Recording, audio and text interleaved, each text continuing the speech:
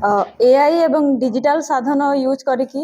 Social media रे आम राज्य आ देशर कॉन्स्टिट्यूशनल हेड मानकर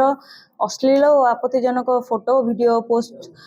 गोटे ट्रेंड रे परिणत होती। तो से तार तदंत करी आमे commissioner police cyber police station तरफ जड़े व्यक्ति को आम गिरफ्त करूँ। विश्वजीत साहू बोली व्यक्ति घर कटक कटक रु आम गिरफ्त कर तांकर अकाउंट गोटे अच्छे इंस्टाग्राम रे गोटे अकाउंट मिस्टर विश्व बोली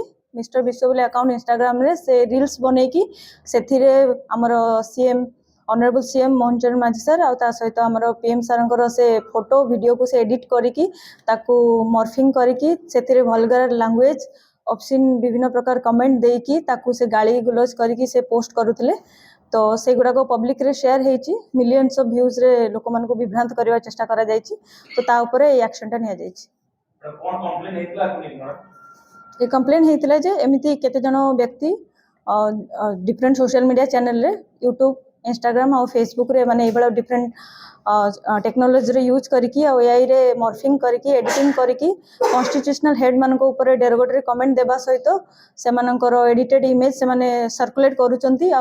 जनसाधारण को मिथ्या प्रचार करूचंती। तो से मान एगेंस्ट रे हमर केस गोटे है कि कार्यानुष्ठान निया जायछि। अच्छा विश्वजीत कोन को निर्दिष्ट पार्टी रो गोटे मेंबर की विश्वजीत साहू जने युवक अछंती से कोनोसी पार्टी रो मेंबर नहंती। सोशल मीडिया रे जे मान कहउछन से मान कोन बडा कहय चाहे हमर पब्लिक और यूथ मान पई खास कर मेसेज रहइबो जे आपण माने ट्रेंड रे आसिकी कोनोसी भी अश्लील आपत्तिजनक मंतव्य दबारु विरत रहंतु आ कोनोसी जिंस भीतर शेयर करूचंती किंबा तार ऑथेंटिसिटी चेक करिकी ताको शेयर करंतु